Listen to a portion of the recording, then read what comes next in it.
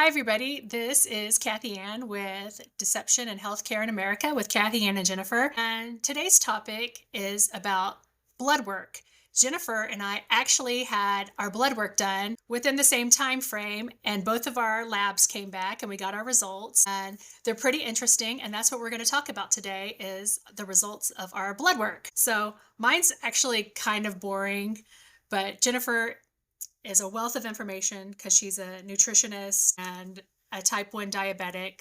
So she really knows her stuff, and you guys are really going to learn a lot from her today. So I'll start off kind of lighthearted because I thought this was really funny about my labs. My blood pressure, and I can't get over this, was 105 over 82. And so this is through my insurance company. And when I got my labs back, it came back that I have high blood pressure with a with a blood pressure of 105 over 82. So apparently I need to make some diet and lifestyle changes to get that down. So I realized that it's probably the 82 because it's supposed to be 80 or below. Yes. And so probably a computer program saw the 82 and diagnosed Yeah. me with high blood pressure. Yeah. Had AI diagnose you. Yes. And So they're so smart. They whatever it is on the bottom is that that's the get them mixed up. But anyways, the systolic and the diastolic or whatever. Yeah, they got you by two. They flagged you there. But that's ridiculous. That's absolutely ridiculous. That is you're not gonna find that you're probably like in the 3% or with me. Like mine runs like 115 over 70 something all the time. And they're always telling me, oh, it's too low. You know? My goodness. that is really funny. Too low at 115. I had one taken at 96. It was like 96 over 60 something. And the nurse actually asked me if I was still alive. She was joking with me, of course. Right. So that Right. was my blood pressure. I thought that was hilarious. Yeah, that is. I did not get my A1C done. Jennifer did, and she'll go over those.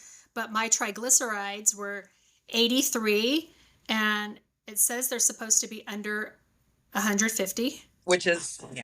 So my triglycerides are good. My blood pressure, I think, is good. My fasting glucose was 91. So that's normal. Curious what how long did you go how long did you fast with the fasting and what was your last meal because I can give some people insight on that as well. How your lipids will change just with your last meal before you test. So my fasting time, I'm going to say like 11 hours. Oh, okay. Perfect. So anything over 10 is good. They say 8 to 12, but yeah. And what was your last meal? Can you remember what you ate the night before you tested? I actually cannot remember what I ate, but if I had to guess, it was probably a ribeye. Okay. So well, it really does it makes a difference. Like I tell people when you're going to have labs done, try to eat like don't eat a super high fat meal like the day before, at least that last half of the day, especially your last meal. I've done it and I've played with it because I get my labs every 3 months. So like I can really tune in to like a lot of things. I mean, I can really get down to the bottom of things and be like, okay, that really is true or whatever. But I follow several different people that do like the biochemistry and biology and all this stuff, of how the body actually works. I try to learn how the body actually works. And so when you get a lipid panel done, your meal before the lipid panel, it does affect it. Okay. Like, your entire lipid panel can change. You can go back in a week later and do it again and it could be totally different and shift. And yes, I mean even dramatically. So like I've tried it. I've gone to the Mexican food place. I'm thinking, okay, what can I eat that's within my guidelines of eating? Because I do like you, like I'm pretty well clean keto, and I don't really count my carbs. I don't even check my ketones anymore. I just pretty much, I go for, I go. I think the whole thing is like go for under 50. I think most people, but I probably maybe land around 20 grams of carbs, and it does all come from vegetables and whatever low carb tortilla or something I might pick up, or berries, which I don't even eat a lot of berries, mostly blueberries. But anyway, I ate fajitas and I didn't even take my own tortillas with me or anything. I do steak chicken. I dip them in the garlic butter they bring in. It's real butter. It's not plastic tub butter. And then they have this other cheese that they mix, and I don't know what it is, but it has chorizo in it, so you got more fat. I've actually done this twice, and I did them in the same year, but I separated them out probably by 9 months or something because I go every 3 months for labs. So I've done all kinds of things with food, by the way. But this is the one that I really want people to hear. This really is true. So I had the Mexican food, no chips or anything because I don't do carbs, but I put my green sauce, red sauce. I dip my meat in different stuff. I might even dip it in the queso. I ordered queso too. So I'm just like cheese, all kinds of fat. And no, none of this was good fat. Really. Your healthy fat would have been like the avocado. The plate they bring you, the cold plate with your rice and beans and all that. I shove all that to the side. I usually eat around a fourth a cup of beans because that fiber actually keeps my blood sugar from like probably 20 or 30 points. It allows me to not even take a whole unit of insulin if I just eat beans with my meal, like toward the middle to the end because of the fiber. Beans are amazing, even for a type 1. Like I try to eat beans every other day. Anyway, so like that meal, I came back around closer to like in the 90s with my triglycerides. I was even pushing 100 and really I was going to tell you. So these ranges that they give you on your blood work are these thresholds that they have on there. You want your triglycerides 100 or less. You don't want them over 100. You're going in the wrong direction. I mean, you need correction at 105. You need correction. You need to go find out what's going on. They changed all these things like in the 80s when they started changing like the cholesterol numbers and stuff where they used to be 300, like 290, 300, 350. Doctors didn't bat an eye at that. Your triglycerides is what tells the doctor, hey, your body is transporting fat properly and it's not dumping it in organs and tissue where it shouldn't be. Like your cars are moving in and out of garages like they're supposed to. They're transporting fat to all the places that they're supposed to. Like your LDL, who gives a crap? You don't want that number so depleted. That number doesn't really matter. Your cholesterol number doesn't matter. What matters is your triglycerides. If your triglycerides are high, I mean, that's really your focus because those other ones are going to adjust themselves to your body to where you need it to be. And if your cholesterol is a little high, that just tells you, all that number tells a person is it's in there trying to make repairs. It's in the artery or it's popping cholesterol and building it up in places where you need a little repair. You've got a pothole or something. It's supposed to do that. So if you deplete that, and then let's say someone goes in and their cholesterol, let's just say whatever makes some doctor happy. Oh, it's 120, 150. I don't know, whatever. Like they try under, like they want it around 150, but under 180, they won't really say much to you. They just say you're creeping in the wrong direction. Okay. But then your triglyceride can be like 150 and they don't say anything because they're looking at your cholesterol and then they're trying to find ways to get you on statins. Like that's just where their mind is. Like it's not intentional, but that's where they're at. It's the way they were taught in school it's what's or being what's being taught. taught. It's what they're taught to look at. It's where their focus is right now. And it's starting to slowly shift to triglycerides because I mean, people have been on statins for like really heavily. They've been pushed for the last 20 years at least and longer, but for the last 20 years, I mean, really hard. And you have more people dying of heart disease and even younger. I mean, we're going into the 30s and 20s now. This is not a middle-aged older person senior issue. This is just a life issue. And it's because we're depleting cholesterol as one and people's triglycerides are really high even in children and young people. So go look at the triglycerides and just like mine, like I was telling you, those jumped significantly. So 3 months later, I just go back to eating like I'm eating because I don't eat fajitas every day. Of course, that's not healthy, but no, it's not going to be harmful. But no, I'm not going to eat that way every day. I'm not going to dump all this cheese in my body. It wasn't the beef, it wasn't the chicken, it wasn't the grilled onions, but all that cheese that I had in there and the chorizo, no, chorizo's not healthy for you. Steak, amazing. You can eat steak every day. Yeah, another controversy. It doesn't matter. You can have steak and eggs for breakfast every morning. That's not going to make you have a heart attack. Now, if you're having a steak and eggs in the morning, then you're having maybe in a lunch meeting, you're going in there and having cookies and crackers and things that raise your blood sugar, all these unnecessary high glycemic carb load foods that have no nutritional value. And you're doing all that, and then you go to the doctor and they're like, oh, you need to whatever, what are you having for breakfast every morning? What are you having? That's the first thing they ask you. Oh, I eat steak and eggs every morning. Oh, well, you're gonna have to stop. That's what's going on here. No, what's Yes. going on is you're raising your insulin, your A1C is starting to rise, you got blood sugar, you're dumping all this sugar in your bloodstream, making it thick, making it harder to work. And that's why all these other things are high.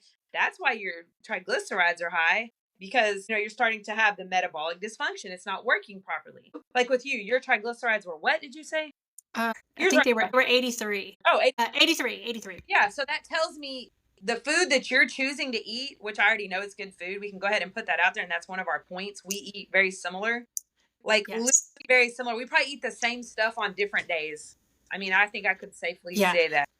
Um, you probably Yeah. not I'm eat. just going to go on record. I probably eat a ribeye at least once a week. And I eat eggs at least, I eat probably multiple times a week. Oh, oh, I need protein. I need to feel full. So when I eat real food. I need Yeah. food my body can recognize. It can do something with it. I can get my protein. Now that's a good fat. There you go. That's a good fat. And the choline that is in the yolk of an egg, like this can't even be replicated by science. Like this is brain food. This has your good cholesterol. This has your good fats. And they're and what are they doing? They're telling people take your statin and eat egg whites. Why? Yes. Why? So these people are having heart attacks. It's not stopping anything.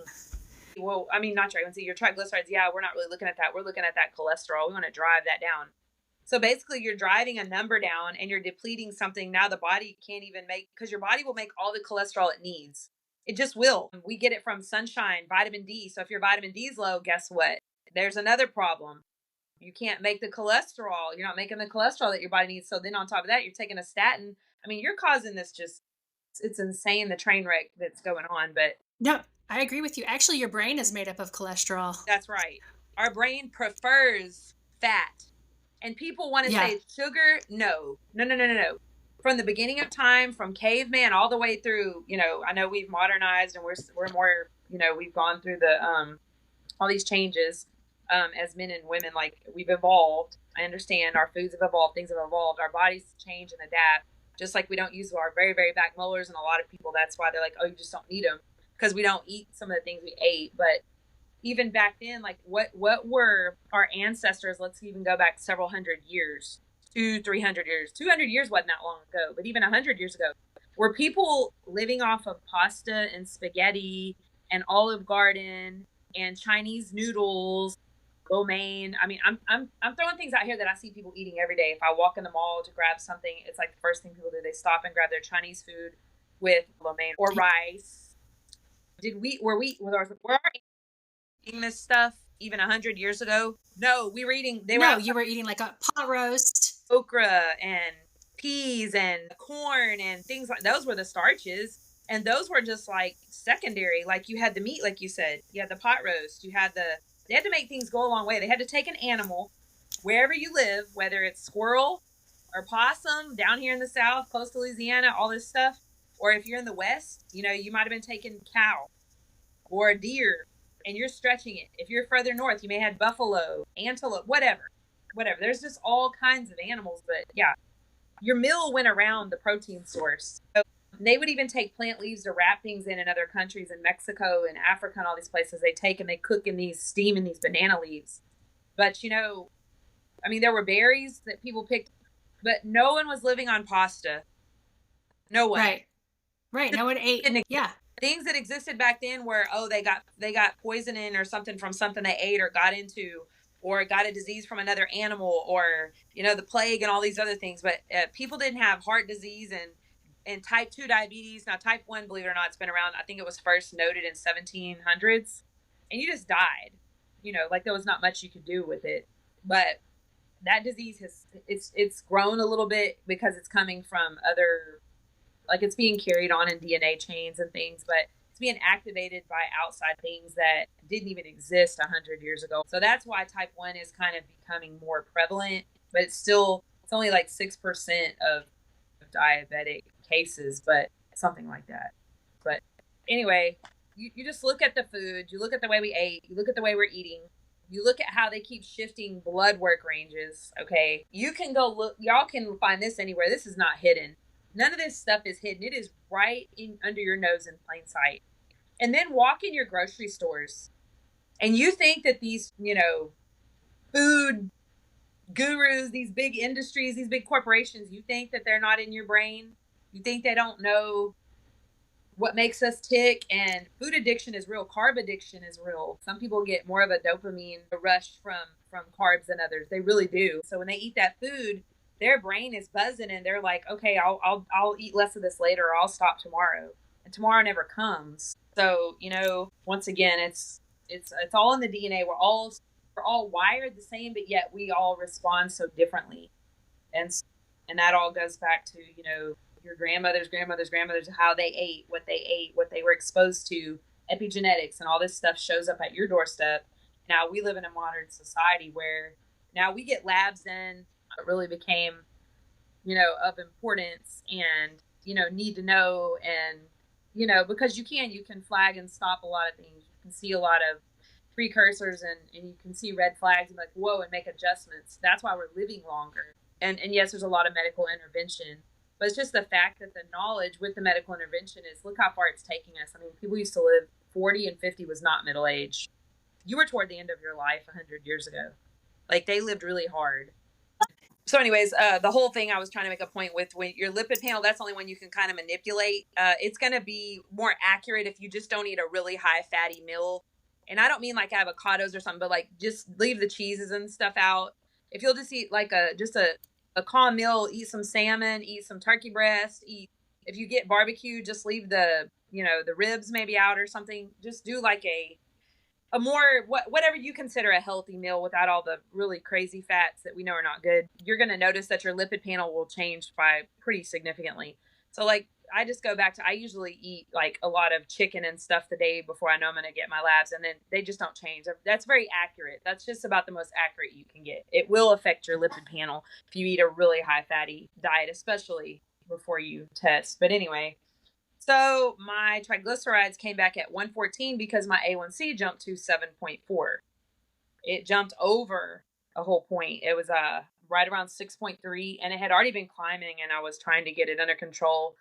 But right now I'm having a lot of hormonal changes. It's just my age, and I'm having to make a lot of insulin adjustments, and I'm having to be more and more aggressive than what I initially calculated. And so I'm getting closer to it now. So my A1C should actually come back around 6 or less. Hopefully at least at 6 is my goal. 6 or 6.1 when I go back in 3 months. But so when your triglycerides are, too high, your A1C is going to, it's going to show that. They just do. They run hand in hand with each other.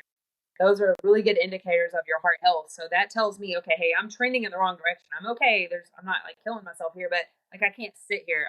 I've got to be really aggressive and get my A1C in order, which is what I'm working on. But the triglycerides follow the A1C. So with all my hormonal changes and everything, what I was saying was, it followed that. So it went from in the 60s to 114. So like, that's a lot. That's a big jump. But so is my A1C. And so I'm just having to be very aggressive with my insulin. And like I was saying, my long acting insulin, I can only titrate it like every 3 to 4 days, because that's where you get in trouble. You're not going to see it for like 2 or 3 days, usually on the third day. So you have to keep waiting and keep waiting. And it's like this slow adjustment. And you don't want to, it's like a dial. You have to literally like dial it in, and you have to be very patient. And I've just had to go up quite a bit. I mean, I'm already up like 9 or 10 extra just on my long acting from where I was. I was doing something around 18 or something, and I'm at 28 right now, and I really probably need to bump up to 32 before I'm done, but I'm not quite sure. So I'm going to bump up to 30 next, and that's just long acting. And I've also had to probably take in 50% more of my hemalog with my meals. This is all hormonal, and I'm getting all this from blood work. Like, I can see it. So, I'm not like in the danger zone or anything, but I can't sit here like this. Like, you can't sit where they tell you, once again, their little ranges they have, where they say, 7 or under, that you shouldn't see more than one complication at some point, or if none. Okay. Well, but a non-diabetic like you, or like my daughter, somebody, or my son goes and gets labs done, like Taylor had her labs done when we did in the same time frame. She had a chicken sandwich, which she never eats fried food, but it was a fried chicken sandwich she'd eaten half of, and her blood sugar was 84 an hour after she ate that. That's super, super healthy. That's somebody who everything, the pancreas, the liver, everything's doing its thing. There's no metabolic dysfunction there. Like you said, your fasting was 91. There's no metabolic dysfunction there. You want to be under 100. The reason they say under 100 when you wake up, because you've got adrenaline and cortisol and everything pumping. And if you were to take that same fasting, if you were fasting for the whole day, let's say you came back 3 hours later after you woke up and you're still fasting and you check it, it's going to be even lower. Because now your cortisol and adrenaline, they did their thing, and they've gone out of the way, and they've let everything else, keep working like it's supposed to. Those are just a boost we get, a natural boost of energy. So as long as you just drink water and nothing else, that number is going to probably be in the 80s before you even go to eat. You have a normal, healthy, functioning metabolic system. Me, myself, I can fast for 15, 16, 17, 18, 19, 20 hours. The further I go past 12 hours, my blood sugar starts climbing till I eat because my liver says, hey, she's not eating. She needs sugar. Oh my gosh. So I'm having to give like phantom doses, for phantom carbs. I'm giving insulin doses, like a unit just when I wake up. I already know I need a unit just to start drinking water. And God forbid I throw black coffee on there. That's another unit. So now you're at 2 units of insulin and I've eaten nothing. And it's just going to climb till I eat. And I've got to have food. I mean, the insulin doesn't even really keep it under wraps. Then I eat and then I'm good. Then it starts going down. Go in there and eat me some eggs, take a couple units of insulin and go on with my day. And that's what I have to do to keep my blood sugar just balanced. So like I don't have the luxury of going more than like 12 hours. And I do that at night. Cause I mean, you gotta rest, but during the day I try to space my meals out to almost 6 hours apart. And I've gotten to where I started playing around with, I eat 2 times a day now. So I eat a really big breakfast, a lot of eggs, a lot of protein, maybe some whatever, turkey bacon or steak or whatever I can get my hands on. I drink a lot of water, stay hydrated. And then I'll do my Coke Zero or something, or Dr. Pepper Zero, somewhere in between there. And then I'll eat around 4 or 5 and I eat my next meal. And it's very similar. Just, I usually don't do the eggs again, but I try to stay away from salads and stuff. Like I try to really get something, stuff it in do like a cauliflower rice bowl, or do barbecue, something like just heavy protein and vegetables, and maybe either stuff it in a low carb wrap or whatever. And that's my meals for the day. And my blood sugar, I've noticed, is even better doing that because I'm letting it rest. It's a fine line of how much rest from food my body can take because of the glucose dump. But, and once again, it's one of these things you have to learn about your body and you got to figure it out. But back to my labs. Yeah, the A1C jumped off the rails and I have changed nothing other than my hormones are just changing, with age and having to be more aggressive with my insulin. But my triglycerides are following it. So that's not good. You don't want that. That's what you need to look at, not the cholesterol. The cholesterol is going to adjust itself. The LDL, all that stuff's going to adjust itself. Now your HDL, I think that one you want it above 50. I think like in the 70s is a good range. And that's with everything. That's with your triglycerides in order. When your triglycerides in order and you're getting your good fats, your avocados and your nuts and your eggs and your ribeyes and your good fat, that number will adjust itself as well. And all those numbers, you read them collectively. They're not individual numbers, but your main focus is on the triglycerides and your HDL, those 2 numbers. And you can actually take and divide them, and they should be, you want them 2 or under. And mine have stayed around like 1.7 for a really long time. Like I even do my grandma's. Like I'm very serious about this. I'm not just throwing things out there. Like there is real science-backed information on this stuff. If you'll get out of the mainstream media and the mainstream social media where these people are out here, telling you to take statins and drive your cholesterol in the ground and stuff, which is not good because that'll drive your testosterone and stuff down too, which, as you well know, women need as much as men. We don't have as much, but that's another vital role just in all kinds of things, sexual function. And for men, it just runs a lot of things. You run a man's cholesterol on the ground and you're probably going to get some nasty personality that they can't even control. And they're on a statin. And so anyway, you look at those 2 numbers, you take one and divide it by the other. So you take the triglycerides and divide them by your HDL. You want that 2 or less. So this whole cholesterol number where they take and divide, they want you 5 or less. Mine sits like around 4 or something. That means nothing. I just encourage people, like your doctor, they're not evil. They're not the evil monster in the white lab coat coming in there or their suit or whatever it is. They wear my doctor and wear a lab coat. But, they're in there doing what they're taught. I think, your body is designed to work a certain way. And when you come and you're throwing in and you're changing oil with the wrong oil, like in a car, and you're doing that over time, things are going to malfunction. Something else is going to kick in to try to compensate. That's going to get tired. And then the next thing is going to happen. And it's just a roller coaster of events. And you look up and say, what happened? A lot of adjustments can be made with simple, hydration and just the way you eat. But I will argue with people over and over and over again. Your brain, like you said, you don't need carbs. You don't need sugar.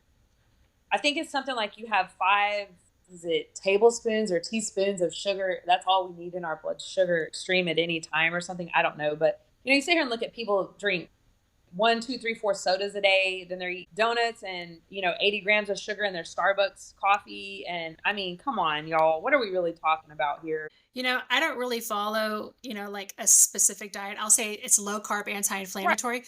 but you see, eat closest to the source. Eat meat, Farm fruits, to table, vegetables. like we talked, Yes. farm to table, as Y- close as you can get. Yeah, you don't even have to count carbs or sugars if you just eat as fresh as you can. And I'm glad you said that because you know what I tell my clients? You know what I tell them and it blows their mind? I don't care about your calories. I don't want to talk about calories. I had this one woman tell me she was so conditioned that she was under so much duress and stress. She lost like 15 pounds, 10 or 15 pounds almost immediately with me. When I told her, you go eat whatever you want, as long as it didn't come out of a package or a box or something like that, I don't care about your calories. Don't even tell me about your calories. I don't care. I don't want you to care.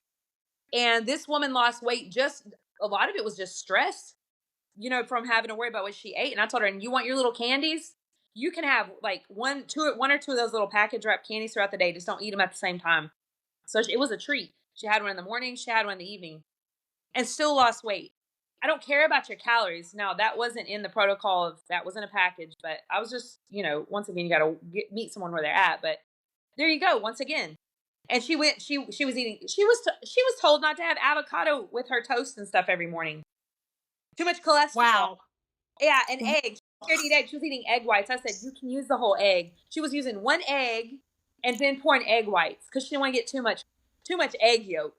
That's so weird that you say that because they don't tell you not to eat crackers or Doritos, but they don't want you to eat that egg. No, as a matter of fact, my grandma, when she first had her heart attack, it's been almost 4 years ago, she sent me the paper. She screenshotted it. She's very tech savvy. She's funny, which you might get half the paper, but I still get it. They said they had her 3 or 4 papers and she took pictures of the front and back. And so this one page said she could have 8 ounces of grape juice and orange juice.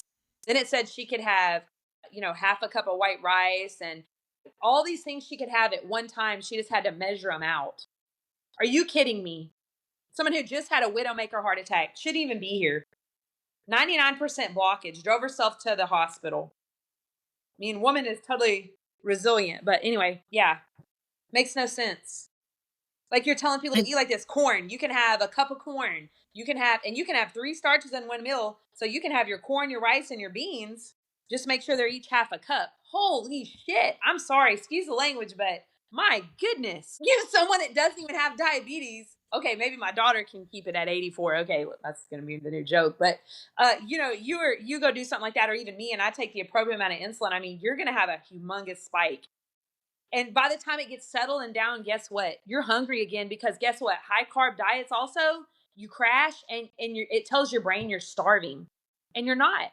If you had a ribeye steak, a whole fat ribeye steak, like a 20 ounce, I don't know, whatever the heck you want to eat, whatever fills you up, with a cup of green beans and maybe a little salad, maybe no salad, you're not going to have the spike and you're not going to have the crash. And at your next meal, you're not even going to overeat or be that hungry because your body got everything it needed.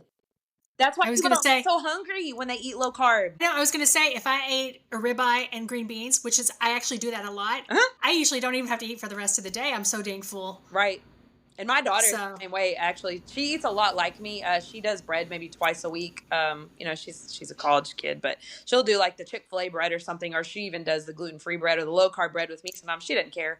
But she's even the same way. Sometimes I'm like, are you going to eat again? She's like, I'm still full. And it's like, well, good grief. And it's usually after like we go and I'll either like grill some steaks or something. She doesn't usually want to eat again. So, here we go. Once again, she's metabolically healthy. I keep referring to her and you because I know y'all are metabolically healthy. My body, I'm trying to mimic that metabolic health, but I'm already at a disadvantage with type 1 because my pancreas says, screw you, you figure it out. But, our bodies, like, they're all telling the same story is what I'm trying to show people here. yeah. We're not related. You and I aren't related. We're best friends. We're sisters from another mother, but like we don't share DNA. Okay. And our bodies react very similar because we treat our bodies the same and we are the same age, but we can compare, like we're very similar in some ways, but we are not related. To be clear, like there's no DNA sharing here. Like you're even from way over there in Poland and I'm from way over here, in England or whatever. But anyways, and Taylor's got DNA all over the place. So guys, science, the body biology doesn't lie. I don't care what your race is. I don't care where you came from. We're all exposed to different cultures and ways of eating, but at the same time, we all come back to the same, like we require the same stuff, you know, and we are out here pushing boundaries, and that's why you're seeing all sorts of diseases and conditions and, ailments, and I call them dis-ease in the body because we're creating a dis-ease. And if you catch it early enough, it's not going to be chronic. So, Right. And so we got our labs and we got our numbers, and like you, now you're working on your triglycerides and your A1C, and I got stuff to work on too. And my husband did his labs too, and his were actually really good as well. The year before he had high glucose and high triglycerides. They were both normal this year. So they ran hand, didn't they? But he changed because I went anti-inflammatory. I was already doing low carb, right, and he went anti-inflammatory with me. Right. And his numbers completely cleared up. But once again, you're proving it right. His glucose followed his triglycerides. So like, yes, mine got out of hand because of my hormones. So as soon as I get my insulin dose correct and I get my blood sugar back under control, which it's been phenomenal actually the last 2 weeks, I've just had to be aggressive with insulin. I've already gotten my A1C to 6.9. Because I can check, like I have to check my blood sugar so much every 5 minutes during the day. You can get your A1C changes pretty dramatically, when you make huge changes. But just my insulin alone, I was going to say in 2 weeks, I've come from a 7.4 to a 6.9. So I am going to get there. But I promise you, my triglycerides have already dropped is what I'm saying. And so it's like, address the food issues, address whatever. Like in my case, it's insulin. With most people, it's your food. And hydration is huge. On days that I don't get enough water, my blood sugar is really hard to control and maintain. And I bet you've noticed things because you're pretty well conscious of being hydrated as well. And I bet you notice that type of thing too. So, yeah. Anyway. Well, that was us talking about our labs. And you know what? Use your labs as a guide. If they're not looking right, make a change. And the next time you get them, see if that change was positive or negative. You can experiment on yourself. I do, and you really do. Definitely. Yeah. So, and don't wait. Don't just labs, guys. If your triglycerides don't look good, don't sit there and wait a year and keep eating like you're eating, because those triglycerides, look at how mine can change in 3 months. I get blood work every 3 months. I'm just trying to show you minor adjustments make huge changes in your blood work. Like me, I'm not going back in there to get a 7.4. I promise you right now. Take my word where I stand. Like I'm doing what I have to do, but I wouldn't have caught it had I not got blood work.